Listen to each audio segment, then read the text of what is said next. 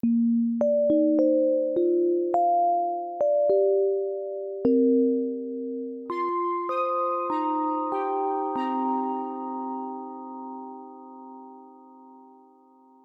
vamos a hablar de un tema que no deja de ser importante y no deja de generar dudas de qué hacer en un paciente que tiene analgesia espinal con respecto al resto de medicamentos que utilizamos como técnicas de analgesia multimodal. Entonces vamos a tratar de resumir algunos aspectos importantes y algunos modelos de dolor posquirúrgico que nos resume esta analgesia multimodal en el paciente que eh, le hemos puesto algún tipo de medicamento intratecal. Jason Arevalo va a estar eh, liderando esta presentación y bienvenidos a todos. Bueno, buenos días a todos. Me confirman por favor que se vea la pantalla y que me escuchen bien. Si son tan amables, se tuvo un poquito de problemas en última hora con el audio. La pantalla se ve y escucho bien. Bueno, pues muchas gracias, muy amable. Permítanme apagar la cámara. Bueno, entonces bienvenidos a todos a esta sesión del gran seminario de la sección de anestesiología y reanimación. Sean todos bienvenidos. Gracias al profe Julio por su asesoría de acompañamiento en la confección y realización de esta charla. Mi nombre es Jason Arevalo, residente de segundo año. Como su nombre lo dice y como el profe nos introdujo, vamos a hablar de dos conceptos que están interrelacionados, en los cuales tenemos la analgesia multimodal y el papel de la analgesia espinal dentro de ella.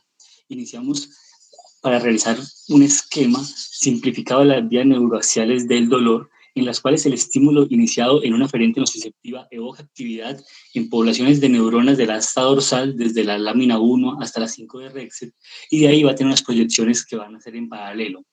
En primer lugar, vamos a tener unas proyecciones hacia el tálamo ventral y de ahí hacia la corteza somatosensorial, siendo esta una vía lateral implicada en los aspectos discriminativos sensoriales del dolor.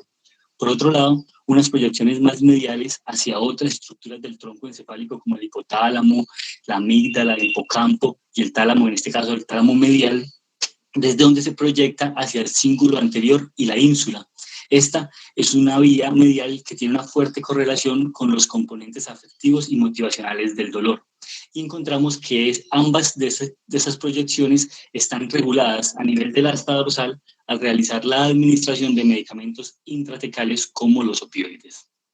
Entonces, al realizar la administración de opioides intratecales, vamos a tener unas características que nos van a dar unos efectos como una analgesia segmental con unas características especiales, que es la ausencia de debilidad muscular, la ausencia de pérdida de la propiocepción y la ausencia del bloqueo simpático cuando se administran los opioides, pues como opioides solamente. La administración de estos medicamentos puede ser dada como un adjunto a la anestesia general o combinado con un anestésico local en la administración de anestesia espinal. Y la administración de los diferentes medicamentos va a tener diferencias, va a cada redundancia, en aspectos como la duración de la acción, la propensión a la dispersión rostral del líquido cefalorraquídeo, y eso se va a traducir en una diferencia en la magnitud del efecto analgésico. Esta magnitud del efecto analgésico va a estar dada por determinantes de farmacocinético, en principal la lipofilidad del medicamento, pero otras características como el volumen del medicamento, la varicidad, el tiempo de duración intratecal y la tasa de flujo del líquido cefalorraquídeo, pues propia del paciente.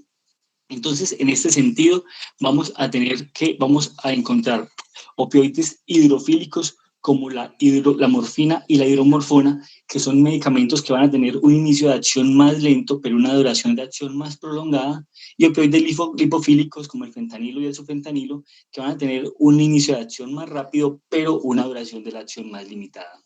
Debemos recordar en este sentido que la morfina es el único opioide con licencia de FDA para su administración intratecal, no por eso el único medicamento administrado de forma intratecal del grupo de los opioides en el mundo, y que las relaciones de la potencia entre los opioides administrados en forma sistémica no se puede aplicar de igual forma al administrarlos de forma intratecal. Es decir, de forma sistémica, el fentanilo es 100 veces más potente que la morfina, pero los estudios demuestran que a nivel intratecal, probablemente esa relación se traduce solamente en 4 veces más potente que la morfina, el fentanilo. Adicional a eso, las dosis usadas de los opioides intratecales han disminuido con el paso de los años, a partir de los años 80, cuando se inició pues como el uso regular en pacientes de la analgesia o con opioides intratecales, y a medida que pasan los años disminuyen las dosis, probablemente disminuyendo la incidencia de factores adversos relacionados. El segundo concepto es la analgesia multimodal, un concepto que parte de entender el dolor como un fenómeno complejo y multifactorial que lleva a una respuesta multimodal que se basa en una combinación de analgésicos con diferentes mecanismos de acción, idealmente o frecuentemente con diferentes sitios de administración, buscando unos objetivos muy claros, que son la optimización de la mejoría del dolor postoperatorio, la reducción del uso de opioides y la reducción de los eventos adversos asociados a los opioides. Y entonces en la analgesia multimodal vamos a tener una mirada importante de intervenciones como analgesia local, regional y varios medicamentos como acetaminofén, opioides, AINES, lidocaína, magnesio, ketamina, etcétera. Y entonces tenemos que entrar a revisar casi que cada uno de los modelos quirúrgicos para ver cuáles son las intervenciones dentro de la analgesia multimodal que tienen espacio para tratar de llegar a esos objetivos que acabamos de nombrar de la analgesia multimodal. Entonces, revisiones recientes como la aquí referenciada nos llevan a la conclusión de que en el marco de un esquema de analgesia multimodal en los diferentes modelos quirúrgicos, casi que transversal a ellos, todos los pacientes deberían recibir en la medida de lo posible acetaminofén y AINES o inhibidores de la COX-2 por horario, sobre todo en el postoperatorio, también está incluido en el intraoperatorio. Dexametasona intravenosa como dosis única en el intraoperatorio y analgesia regional y o infiltración del sitio quirúrgico. Y dentro de este grupo de analgesia regional se incluyen las técnicas neuroaxiales como las técnicas perineurales y también las infiltraciones del sitio quirúrgico como lo dije.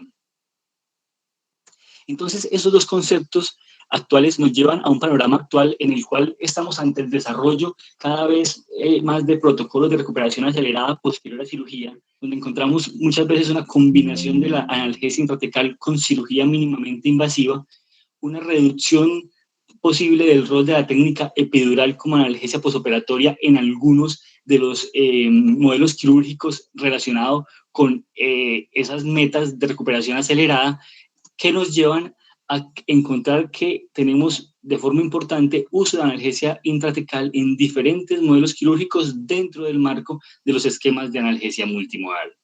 Entonces, cuando uno revisa, encuentra que existe descripción de rol de analgesia intratecal en múltiples modelos quirúrgicos, algunos de ellos aquí nombrados. La cesárea, pues tal vez es el más importante y del que más vamos a hablar un poquito en adelante, por ser el modelo quirúrgico donde la base de la analgesia postoperatoria son los opioides intratecales.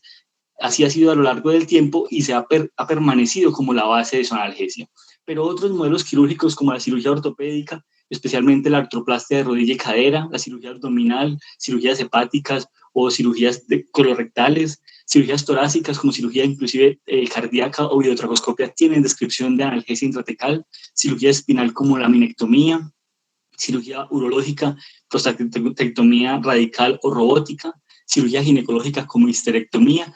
Encontramos descripciones y entonces lo que nos proponemos en adelante, lo que nos queda de la charla es revisar 3 de estos modelos quirúrgicos aquí señalados para ver qué evidencia tenemos de la combinación de analgesia intratecal y analgesia multimodal, o mejor, en el esquema de una analgesia multimodal. Empecemos por cesárea. Vamos a revisar inicialmente qué recomendaciones tenemos y para eso traemos las guías Prospect del año 2021. Fueron la actualización de las guías del 2014, fueron realizadas mediante una revisión sistemática pues, de la evidencia disponible y básicamente inician diciendo que la cesárea es un procedimiento asociado a dolor moderado o severo en una proporción significativa de mujeres, frecuentemente subestimado. Entonces, ¿qué nos recomiendan ellos? Que en el prequirúrgico las pacientes llevadas a cesárea deberían recibir opioide intratecal de larga acción como elemento de elección. siendo la forma más efectiva y eficiente de analgesia, y recomiendan una dosis de 100 microgramos o menor de morfina intratecal. En caso de no ser posible, dicen que una alternativa es el opioide epidural. Acetaminofén oral en el prequirúrgico, en el intraquirúrgico acetaminofén venoso si no se administró previamente, AINES, dexametasona e infiltración de la herida y o técnicas de analgesia regional si no se usó la morfina intratecal. Aquí lo dejan pues como una alternativa. Y en el postquirúrgico las pacientes deberían recibir acetaminofén y AINES orales o venosos por horario y los opioides como rescate o cuando las estrategias previamente mencionadas y recomendadas no puedan ser administradas. Entonces, la base de la analgesia que nos recomienda Próspero en estos pacientes es opioide intratecal más analgésicos básicos entendidos como acetaminofén, AINES, más dexametasona.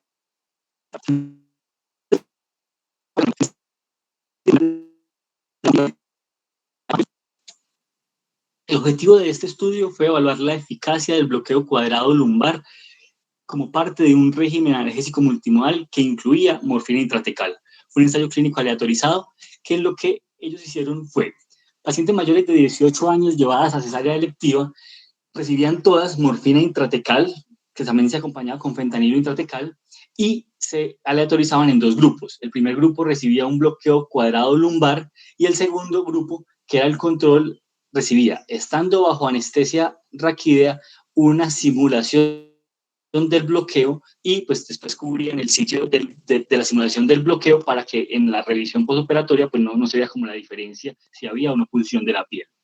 Todas las pacientes recibieron un esquema analgésico postoperatorio igual con acetaminofén y diclofenaco por horario y todas recibían una PSA de morfina inicialmente y después oxicodona oral después de retirar la PSA. Entonces, el resultado primario que ellos buscaron fue el consumo equivalente de equivalentes de morfina. Y lo que encontramos es que las medianas de consumo en las primeras 24 horas fueron similares, siendo aproximadamente 14 miligramos en el grupo control versus 12 miligramos en el grupo de bloqueo cuadrado lumbar. Y también no hubo diferencias en las veces que las pacientes en los dos grupos activaban las PSA de morfina. El siguiente desenlace que ellos evaluaron fueron los puntajes de dolor, tanto en reposo como en movimiento. Y lo que encontraron fue que hubo disminución significativa en los puntajes de dolor a las 6 horas, tanto en reposo como en movimiento, pero esa diferencia se perdía a las 12, 24 y 48 horas entre los dos grupos. Entonces su conclusión fue que adicionar un bloqueo como el cuadrado lumbar no reducía el consumo de morfina y puntajes de dolor a las 6 horas, pero no en otros momentos del seguimiento postquirúrgico. La siguiente pregunta que nos quiero responder es ¿qué rol tienen los AINES? Y para eso traemos esta revisión sistemática y metaanálisis de 21 estudios, un poquito más de 1.300 pacientes, que lo que buscaba era comparar pacientes que recibían AINES en el postoperatorio versus las pacientes que no recibían AINES. El desenlace primario fue puntajes de dolor y lo que se encontró fue que el grupo de pacientes que recibía AINES en el intra y postoperatorio tenían menores puntajes de dolor con una diferencia significativa respecto a las pacientes que no recibían AINES en una analgesia multimodal en cesárea. Como vemos, una heterogeneidad importante y nos describen que esta diferencia en los diferentes forest plots que ellos nos muestran, se mantenía a las 12 horas en reposo, a las 24 horas, tanto en reposo como en movimiento. Los siguientes desenlaces que ellos encontraron fue consumo de opioides en equivalentes de morfina. En este caso sí hubo una diferencia a favor del grupo que recibía AINES y los pacientes que recibieron AINES tuvieron aproximadamente 12 miligramos de equivalentes de morfina menos de consumo de opioides. Hubo diferencia al tener menor cantidad de somnolencia y sedación en los pacientes que recibieron AINES y no hubo diferencia en las náuseas y vómito postoperatorio. Ellos concluyeron entonces que el uso de AINES en analgesia postoperatoria en cesárea disminuía los puntajes de dolor, disminuía el consumo de opioides y la somnolencia o sedación. Y en su análisis ellos dicen que estudios previos habían mostrado diferencias en la incidencia de náusea y vómito postoperatorio, pero que ellos consideraron al encontrar los datos que el uso de analgesia espinal y o epidural podía disminuir la incidencia de náuseas y vómito postoperatorio, diluyendo esa diferencia que habían encontrado previamente en el uso de AINES en cesárea. Entonces, ¿qué rol tiene la dexametasona? También un metaanálisis publicado el año pasado, 3 estudios, aproximadamente 1.000 pacientes, donde evaluaban la dexametasona, no como prevención de náuseas y vómito postoperatorio, sino como en su poder coanalgésico, probablemente relacionado con la modulación de ciclooxigenasa y prostaglandinas. En este estudio, en estos estudios, revisados, las pacientes recibieron dexametasona, algunas en el previo a la incisión, otros en el momento de clampar el cordón y solamente un estudio en recuperación. Y todos los estudios recibieron algún tipo de anestesia, sí o no, con analgesia espinal o epidural. ¿Qué nos describen ellos? Que los puntajes de dolor entre 4 y 6 horas fueron menor en las pacientes que recibieron dexametasona. Pero al llevar esto a un análisis por subgrupo, ellos encontraron que esa diferencia de puntajes de dolor se mantenía solamente en el grupo que no recibía opioide neuroaxial.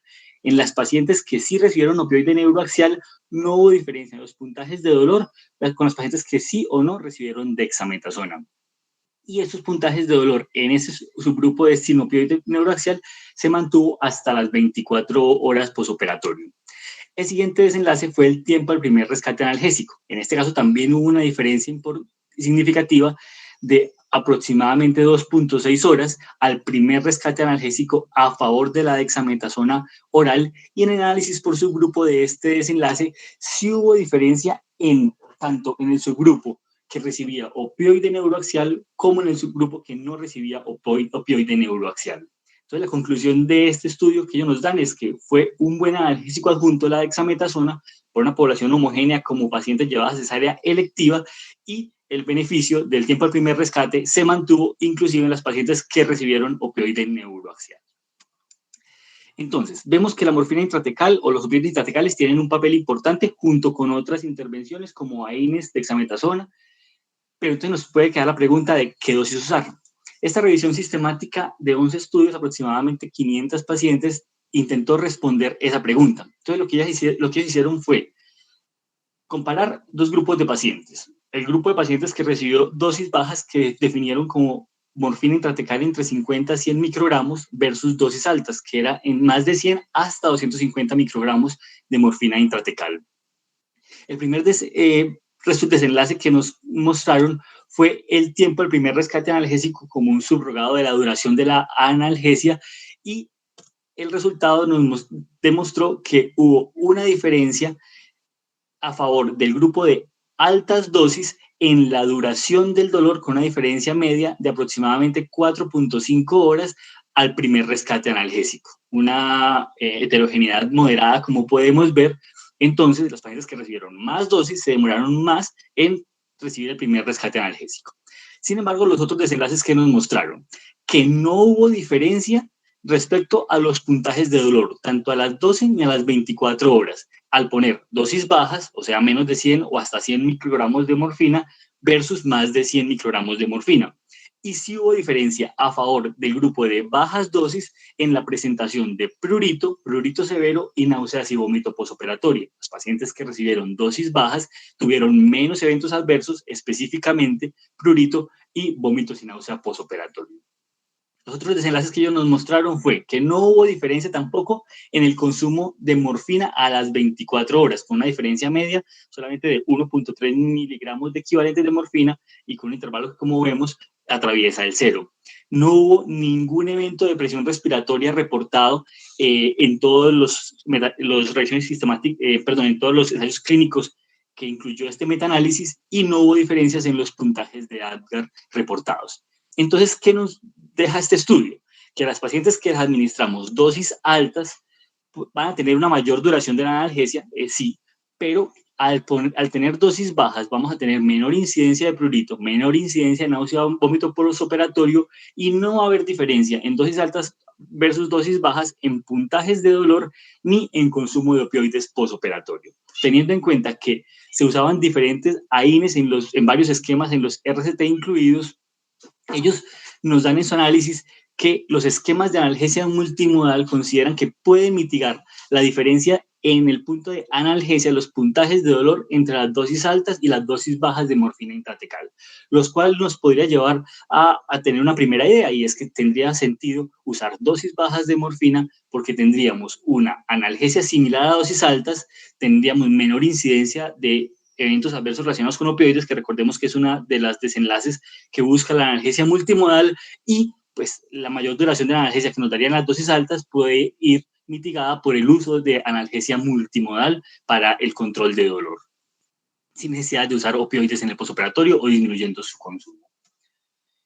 Y en otras cirugías ginecológicas diferentes áreas que tenemos, quise traer este estudio recientemente publicado, que fue un estudio muy interesante que comparaba morfina intratecal versus morfina intravenosa dentro de un esquema de analgesia multimodal, dentro de unas guías pues, o unos protocolos de recuperación acelerada en cirugía ginecológica. Fue un estudio de casos y controles que revisó dos modelos quirúrgicos. El primero fue histerectomía laparoscópica y el segundo fue miomectomía abierta. En cada uno de estos modelos tomaron una cohorte de 40 pacientes, de las cuales 20 pacientes habían recibido morfina intratecal y 20 pacientes habían recibido morfina intravenoso por medio de una PSA. En el intraquirúrgico, todas las pacientes, tanto en ambos grupos y ambos modelos quirúrgicos, recibieron ondansetron, analgesia opioide y no opioide. En el postquirúrgico recibieron acetaminofén y ketorolaco por horario, y las pacientes que tenían morfina intratecal pues tenían la posibilidad de usar tramadol intravenoso como rescates en el postoperatorio. Las pacientes que tenían la PSA pues usaban la PSA a mayor frecuencia en el caso de dolor. Y ellos lo que buscaron fue determinar puntajes de dolor en los días 1 a 3 posoperatorio, eventos adversos como náusea y vómito posoperatorio y prurito, y tiempo de estancia hospitalaria. ¿Qué nos reportan ellos? En el primer modelo quirúrgico, histerectomía laparoscópica, hubo diferencias a favor del grupo de morfina intratecal en los puntajes de dolor al día 1 y al día 3, y hubo diferencia aproximadamente de un día de la estancia hospitalaria. Sin embargo, sí hubo una mayor presentación de prurito en las pacientes que recibieron morfina intratecal. En el segundo modelo quirúrgico, que fue la miomectomía abierta o por laparotomía, solamente hubo diferencias en los puntajes de dolor al primer día. No hubo diferencias en el resto de desenlaces, incluido el prurito y la estancia hospitalaria. Entonces, tendríamos aquí que en otros modelos quirúrgicos ginecológicos podría tener un espacio la analgesia intratecal con el uso de analgesia multimodal. Segundo modelo que queremos revisar es la cirugía ortopédica, específicamente la artroplastia. ¿Qué recomendaciones Prospect tenemos para iniciar? En artroplastia de rodilla, las recomendaciones son del 2021. Ellos nos recomiendan que en el prequirúrgico y intraquirúrgico los pacientes deberían recibir acetaminofén y AINES, deberían recibir un bloqueo de canal de aductores, es el que ellos nos recomiendan en este caso, más infiltración periarticular de dexametasona intravenosa a estas dosis, y ellos nos nombran que la morfina intratecal, considerarla en pacientes que están hospitalizados, que son llevados a la cirugía bajo anestesia espinal y en los cuales no se les puede realizar el bloqueo periférico. En el postquirúrgico, los pacientes deberían recibir acetaminofén y AINES y opioides solamente como rescate. En cadera, bastante similar, recomendaciones del año pasado. En el pre y en el intraquirúrgico, ejercicio de educación, anestesia general o espinal, pues puede ser cualquiera de las dos, acetaminofén y AINES, dexametasona, recomiendan el bloqueo en este caso de fascia ilíaca o infiltración local, y nos dicen que si el paciente está llevado a la cirugía con una anestesia espinal, considerar la morfina intratecal. En el postquirúrgico, acetaminofén y AINES y opioides de forma similar que en rodilla. Entonces, las preguntas que nos planteamos fueron: ¿usar morfina intratecal dentro del esquema de analgesia multimodal podría tener pues como campo en este caso? Este estudio fue un estudio que se motivó por esa pregunta. Fue un estudio retrospectivo que incluyó casi 600 pacientes, que buscaba determinar si con la analgesia multimodal, el avance de la analgesia multimodal, las técnicas de analgesia regional, aún existía espacio para la morfina intratecal, o si por el contrario su perfil de eventos adversos hacía pues como algo para obviar completamente. Pacientes llevados a artroplastia de cadera y rodilla, se excluyeron pacientes con fractura aguda y osteonecrosis, y entonces lo que compararon ellos fue pacientes que recibieron bupivacaína neuroaxial como anestesia más morfina intratecal versus pacientes que recibieron solamente la bupivacaína neuroaxial como anestesia. Todos los pacientes tenían un esquema similar en el prequirúrgico: gabapentina, acetaminofén y celecoxib; en el intraoperatorio ondansetron y dexametasona; y en el postoperatorio gabapentin, acetaminofén, celecoxib y opioides de rescate, oxicodona si era moderado el dolor o hidromorfona si era severo. La artroplastia de rodilla recibía catéter femoral o en canal de aductores.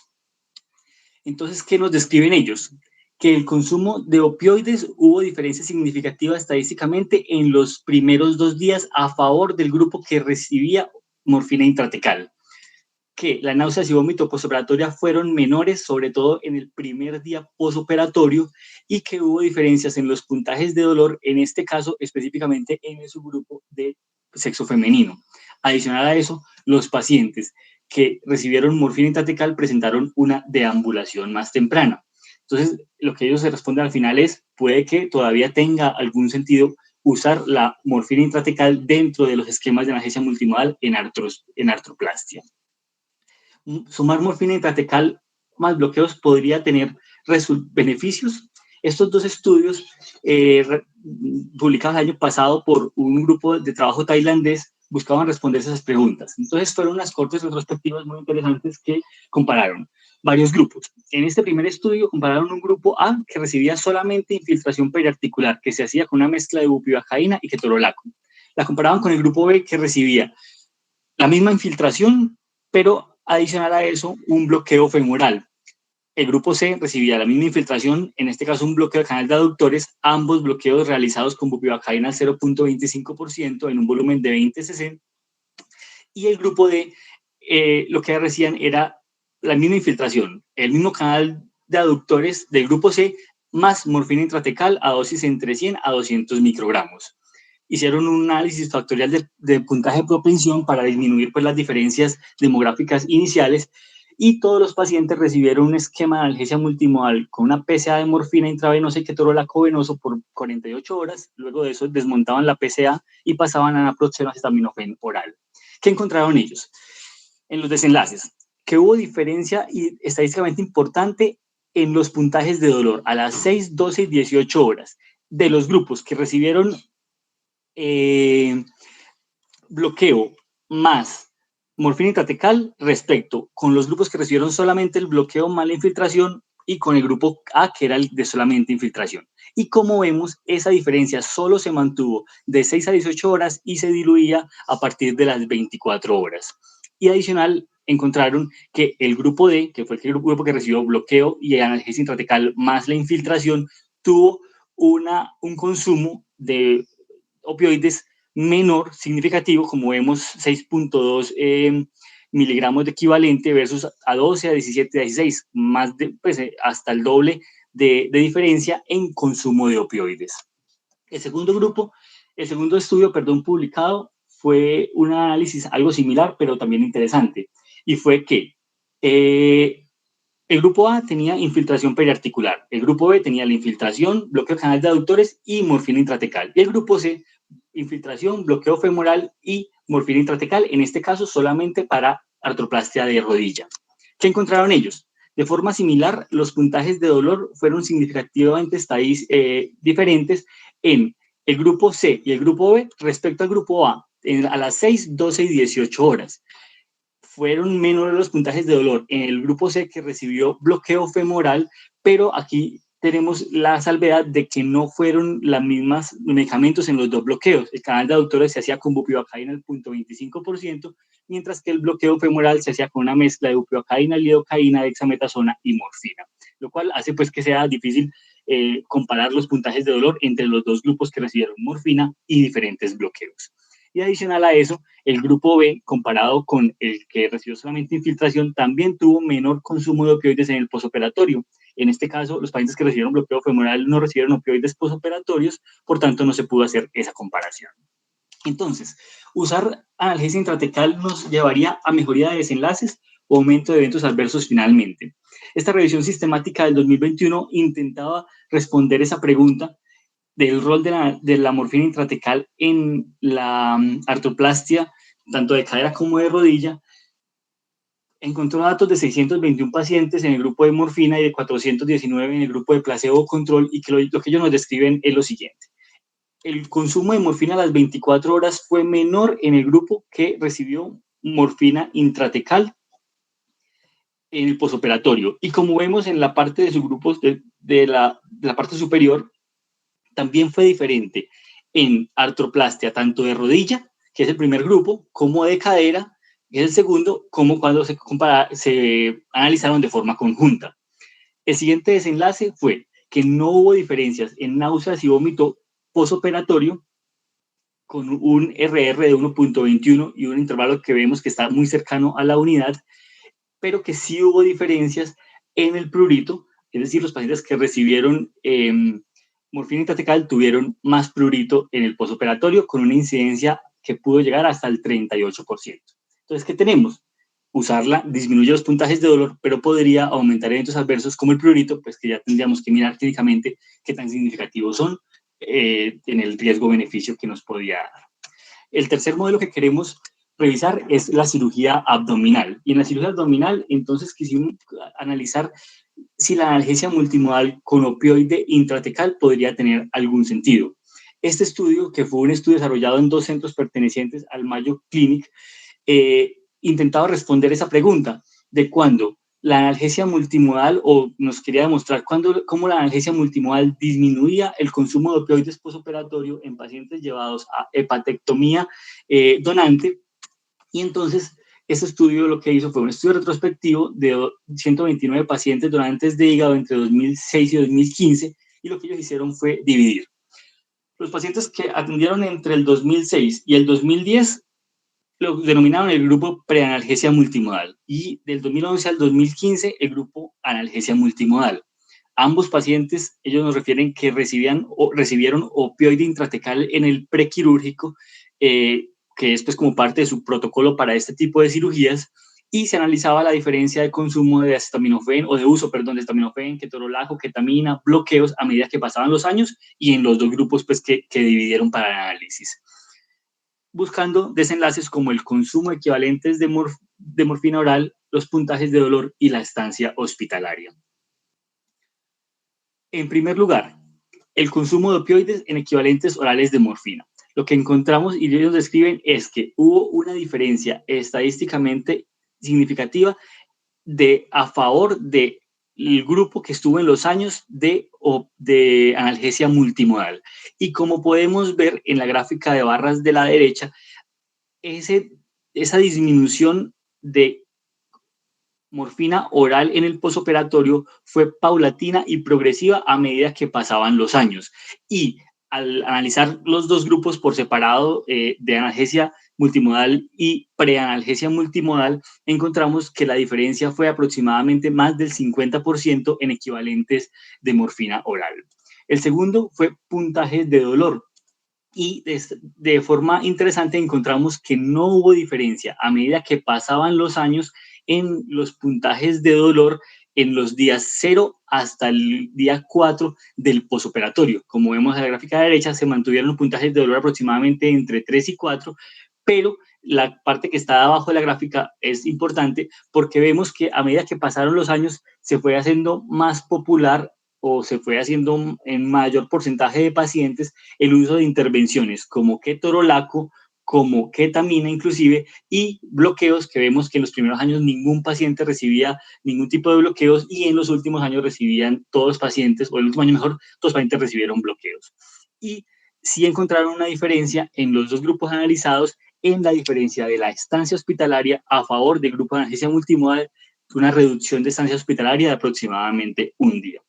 ¿Qué determinaron ellos finalmente? Que el uso de analgesia multimodal en un modelo quirúrgico que usa opioide intratecal disminuyó el consumo de opioides y la duración de la hospitalización, sin tener una diferencia significativa en los puntajes de dolor.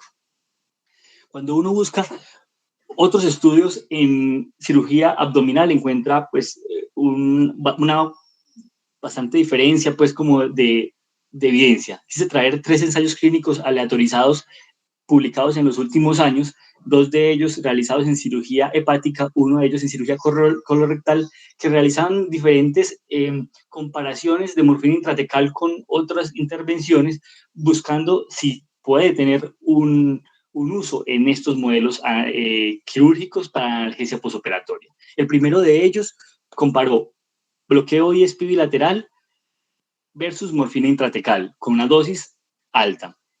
El segundo de ellos comparó bloqueo TAP con opioide, en este caso fue hidromorfona intratecal, y el tercero comparó analgesia controlada por el paciente con y sin morfina intratecal.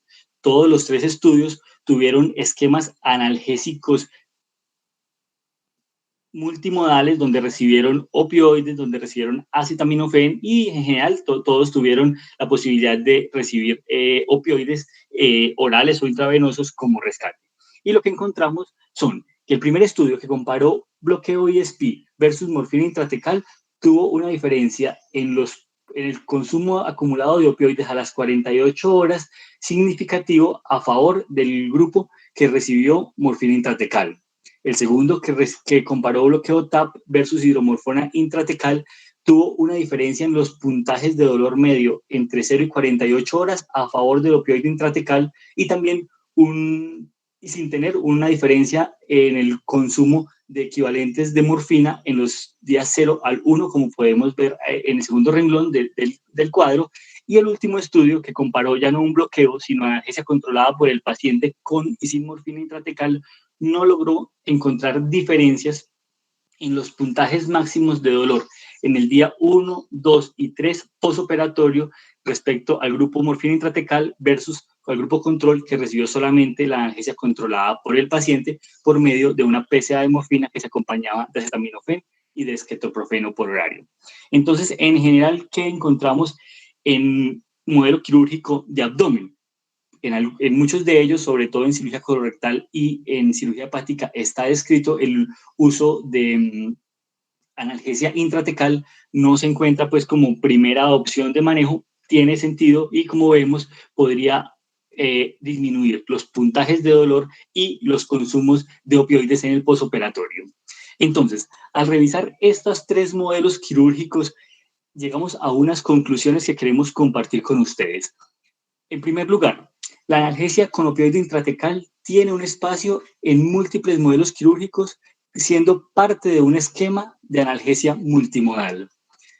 El uso de dosis bajas de morfina intratecal favorece la reducción de los eventos adversos relacionados con opioides sin tener un detrimento en la analgesia, como nos mostró el metaanálisis que mostraba iguales puntajes de dolor con menos eventos adversos al comparar dosis altas y dosis bajas. Y esto me pareció muy importante porque en varios de los estudios revisados pudimos ver que el grupo de analgesia intratecal tenía menores puntajes o no diferencia en náuseas y vómito postoperatorio respecto a los que no lo usaban. Y siendo este un evento adverso asociado a los opioides, pero que en los análisis nos demuestra que la disminución de opioides venosos o orales que están más relacionados con la producción de náuseas y vómito postoperatorio podría explicar esta diferencia a favor de la morfina intratecal y pues, a dosis bajas en este caso. Que reducir el consumo de opioides en el posoperatorio es una de las metas de la analgesia multimodal que se ve favorecida por la analgesia intratecal dentro de un modelo multimodal.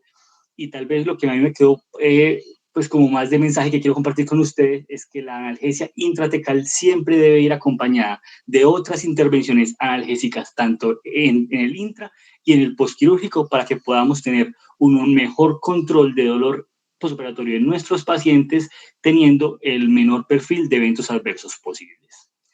Muchas gracias, quedamos abiertos a comentarios y preguntas. Y pues, no quiero terminar antes de recordarles nuestra invitación al Congreso de Anestesiología a llevar a cabo el mes siguiente por la celebración de nuestros 70 años del servicio. Muchas gracias. Buenos días para todos. Jason, quiero felicitarte por el orden y la calidad de tu presentación. Quiero preguntarte qué opinas del mito que existe de que con la analgesia intratecal no se pueden formular opioides intravenosos. ¿Cuál es tu opinión sobre eso? Bueno, profe, muchas gracias por el comentario. Profe, pues en lo revisado lo que yo encuentro es que no, es que el uso de analgesia o de opioides intratecales dentro de estos esquemas de analgesia multimodal generalmente va acompañado de el uso de opioides intravenosos en el postoperatorio, eso sí, solamente como rescate, no pautados por horario, y lo que encontramos pues al revisar la literatura es que al uso de dosis bajas, que es lo usual en los últimos años de opioide intratecal, el uso de opioides intravenosos en el postoperatorio no se relaciona con eventos pues, graves como depresión respiratoria, que como vemos realmente y pues pero me parece que no es posible con la evidencia hasta el momento decir que no podemos administrar rescates de opioide venoso en el paciente que yo le puse analgesia mal control del dolor, debo usar esquemas analgésicos, apoyarme de AINES, acetaminofén, bloqueo regional, si lo tengo en posibilidad, pero el opioide está dentro de intravenoso, está dentro de las guías de analgesia multimodal como un rescate en el postoperatorio. Hola Jason, buenos días a todos. Quiero agradecerte por la presentación. Creo que la presentación resume de una manera muy ordenada, pues como lo que resume la evidencia, el estado del arte en este momento sobre ese tema de morfina intratecal como parte de la analgesia multimodal. Varias cositas. Primero, mi aporte, y es que muchas veces, digamos, empezamos a hacer como conductas casi que estereotipadas en algunos modelos quirúrgicos y la evidencia de a poquito nos empieza a sedimentar cuáles serían como las recomendaciones puntuales de usar morfina intratecal como estrategia primaria como de analgesia multimodal. Y es el ejemplo de la cirugía ginecológica mayor. Cuando tenemos un paciente que va a cirugía, una paciente más bien que va a cirugía ginecológica, que no es considerada como mayor, es decir, que no va para una laparotomía en línea media, que no es una resección oncológica grande con linfadenectomía asociada. Las guías ERAS del 2019 nos dan una recomendación clara, y es que cuando no es ese tipo de modelo quirúrgico, que debería ir con una analgesia epidural de entrada, la analgesia recomendada es justamente la morfina raquídea y no hay ningún beneficio adicional en asociar bloqueos como el bloqueo TAP o en su momento pues como la infiltración de la herida sobre la morfina raquídea para lograr mejores desenlaces. Entonces, digamos que ese punto específico de alguna manera hace que los pacientes tengan un protocolo acelerado de recuperación y que no caigamos como en esa idea de que toda cirugía abierta necesariamente termina en analgesia epidural. Y es una de las cosas que la evidencia de a poco empieza a apuntar cada vez, digamos, como a eso. Mira lo que nos mostraste de la hepatectomía, mira lo que nos mostraste de la cirugía colorectal mínimamente invasiva.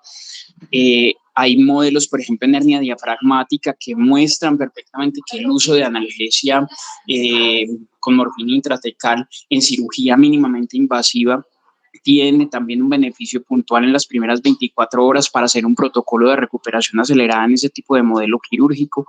Entonces, no creo que la morfina intratecal sea como una estrategia que de a poco, ¿cierto?, va siendo relegada como con las estrategias regionales, sino que de hecho con la evidencia nos sigue mostrando su importancia y su permanencia en el tiempo. Eso, digamos, como el aporte que quiero hacer específicamente. Dos, yo sé que el ejercicio de un residente en la forma de presentar la información es muy, muy importante cuando se remite pues como a lo epidemiológico, y es una invitación que te hago a ti y le hago a todos los residentes, y es que cuando tenemos un espacio de 30, 40 minutos para mostrar muchísima información epidemiológica, es importante como ir guiando al auditorio sobre los datos que estás mostrando, porque a veces cuando se muestran tablas con información epidemiológica muy definida, un intervalo de confianza, un RR, un valor de P, y empiezas, digamos, como a mostrar toda la información muy, muy pegadita, muy junta, a veces el auditorio se puede perder, y sobre todo cuando el discurso está tan enfocado hacia el dato epidemiológico, no hacia probablemente hacia la conclusión, sino hacia el dato epidemiológico. Entonces, invitación desde Carlos López, obviamente, y esto se puede discutir, pero invitación, cuando tenemos ese espacio tan cortico, probablemente utilizamos ese dato, señalamos el datico y lo conectamos directamente con la conclusión que quiere darnos el estudio a partir de ese dato. Cuando sumamos tantos datos epidemiológicos, a veces probablemente, y me pasa a mí como parte del público, el público se va desgastando un poquito. Te agradezco mucho, Jason. Muchas gracias por la presentación. Profe, muchas gracias a usted y gracias por las observaciones. Sí, muy buenos días para todos y todas. Gracias, Jason, por tu conferencia. Quiero hacerte una pregunta un poco de conclusión, un poco como para tomar decisiones. A la altura de la evidencia que tú hoy revisas en cirugía ortopédica, como la prótesis, la artroplastia de rodilla, hoy recomendarías de manera segura poner morfina, raquídea y bloqueo. Creo que es un punto que hay que individualizar. Como mostré, los estudios pues, que son interesantes, que parecen demostrar beneficios, son estudios retrospectivos, ¿cierto? Y cuando pues, uno mira la parte de recuperación acelerada en artroplastia y guías ceras, pues tenemos que un grupo importante de pacientes va a ser manejado posiblemente ambulatorio, inclusive, o pues con altas tempranas. Entonces considero que sí es seguro usar opioide intratecal a dosis bajas más bloqueo, pero sí es importante individualizar qué tipo de paciente, y para eso pues está toda la invitación que nos vienen haciendo las revisiones últimas, y es individualizar los pacientes, buscar qué pacientes tienen en el preoperatorio riesgo de consumo pues, persistente de opioides en el posoperatorio, y con eso buscar sumar las intervenciones analgésicas que me pueden disminuir el consumo de opioides en el posoperatorio, llevándome a un mejor control de dolor y pues intentando pues disminuir este consumo de opioides que podría relacionarse con consumo persistente de opioides. Entonces, pues hasta lo que me quedó a mí personalmente es, sí es seguro, pero no es algo para hacer en todos los pacientes, sino que se debe individualizar el tipo de paciente, la proyección de la estancia hospitalaria, el riesgo de dolor posoperatorio, para definir qué intervenciones qué y cuántas intervenciones vamos a sumar en este tipo de pacientes.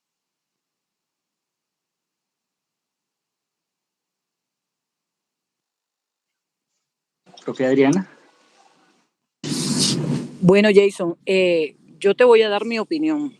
La técnica de analgesia posoperatoria debe cubrir la zona del dolor. Entonces, si vamos a ir con analgesia intratecal, considero, y en eso sí deberíamos ir a ver qué hay publicado en la literatura, porque la pregunta de la doctora Susana me parece muy relevante. Además, no vamos a exponer al paciente a efectos adversos adicionales con dos técnicas de analgesia posoperatoria. Entonces, ahí lo que hay que definir es la gravedad del dolor agudo posoperatorio. Si es una técnica que para el acto anestésico nos beneficiamos porque no implica mucho dolor nociceptivo grave, pues nos vamos con raquidia. Pero si sí implica dolor nociceptivo dinámico grave, creo que entonces vamos a las técnicas axonales, a los catéteres, a las técnicas regionales que se han nombrado, pero combinar ambas técnicas, primero, no me parece seguro, y segundo, es exponer al paciente a efectos adversos adicionales, lo cual no excluye que mantengamos el concepto multimodal, pero o nos vamos con raquidia intratecal o nos vamos con regional, dependiendo de nuevo del tipo de cirugía.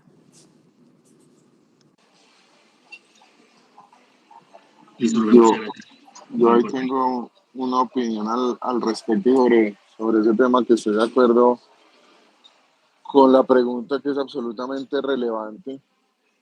Pues en cuanto a seguridad, específicamente seguridad, a pesar que los estudios que hay al respecto, algunos, digamos, desde el punto de vista metodológico, muchos son retrospectivos, y la heterogeneidad en la técnica que usaron para las técnicas regionales tampoco fue homogénea. En los estudios pues no reportaron efectos adversos importantes. Sin embargo, estoy de acuerdo con escoger el tipo de técnica, y eso también varía dependiendo del sitio donde uno esté trabajando, del tipo de cirujanos, el tipo de heridas, bueno, en fin, digamos que hay muchas variables que hacen que uno defina una técnica sobre otra. A pesar de eso, las guías Prospect sí consideran el uso de técnicas regionales dentro de la analgesia multimodal de estos pacientes, específicamente aductores en rodilla y fascia ilíaca en cadera. Pero combinar las dos técnicas, sí hay que tener ciertas consideraciones sobre los efectos secundarios o sobre todo las complicaciones o los riesgos de llevar a un paciente a diferentes técnicas regionales en el mismo acto operatorio, tiempos quirúrgicos, etc. Pero lo que hay en la literatura no pareciera haber ningún aspecto desde el punto de vista de seguridad, con efectos adversos muy importantes.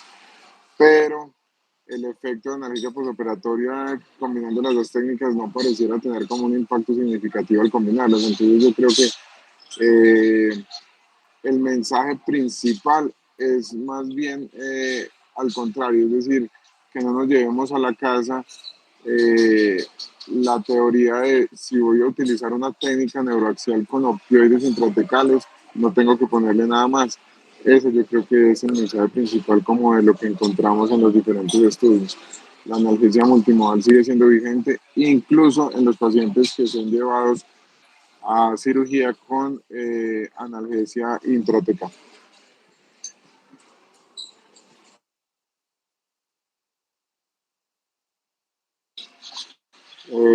El doctor Fabián tiene levantada la mano.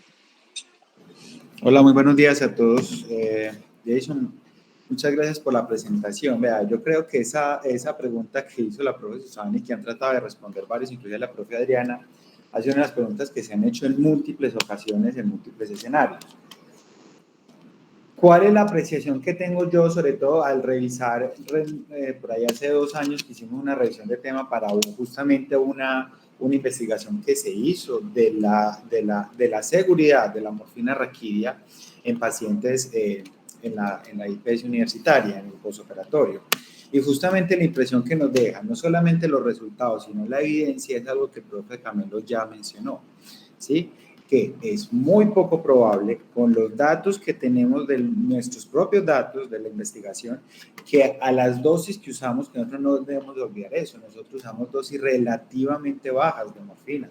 Nosotros no nos podemos equiparar, por ejemplo, con las dosis de 200, 300, 500 microgramos que en muchos escenarios, en muchas instituciones por fuera de este país usan. Nosotros usamos dosis bastante conservadoras de morfina raquídea, y lo que hemos encontrado tanto en las revisiones de tema como en nuestros propios datos es que aún en pacientes donde se usan técnicas combinadas de regional, bloqueo de morfinas, no hay problemas en cuanto a seguridad. De hecho, aumenta más, entre comillas, el riesgo de desaturación, no de presión respiratoria, cuando se usan opioides sistémicos con morfina raquídea.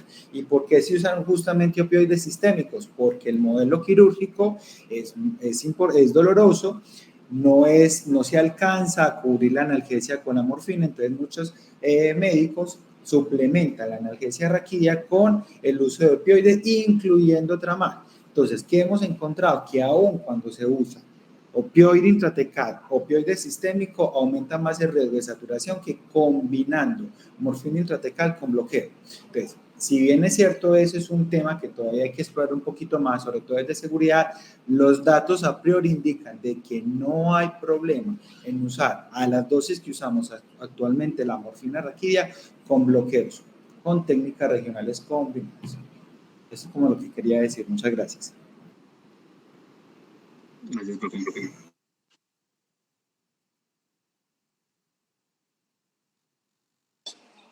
Doctora Susana, tiene la mano levantada. Sí, no, yo solamente quería decir algo, gracias por las respuestas de todos.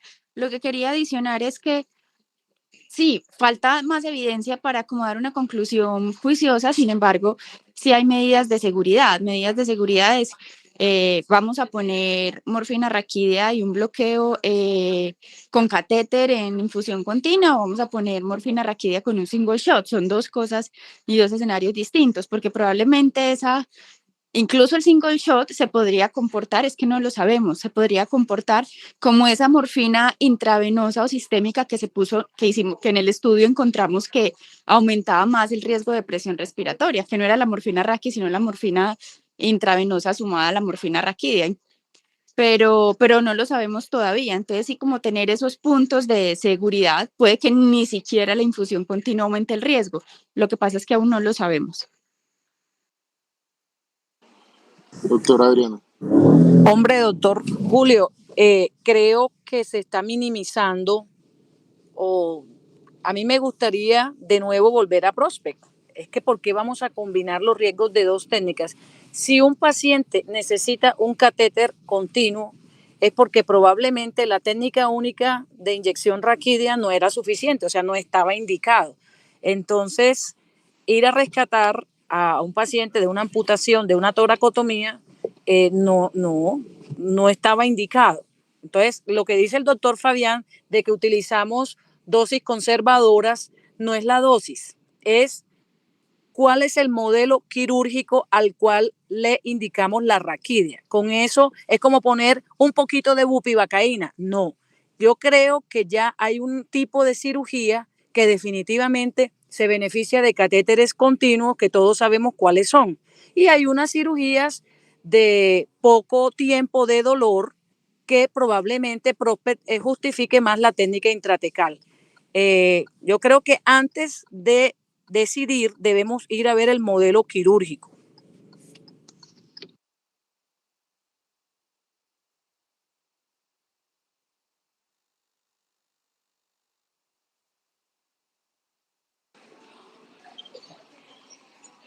Bueno, muchas gracias, doctora Adriana, por la apreciación.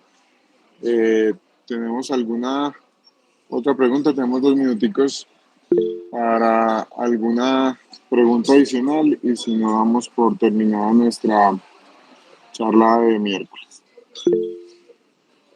Doctora Susana. Perdón, yo tengo una última pregunta. Entonces, hoy a la altura de la evidencia, aparte de opioides y anestésicos locales, por supuesto, en el neuroeje, nada más ha demostrado superioridad, ¿cierto?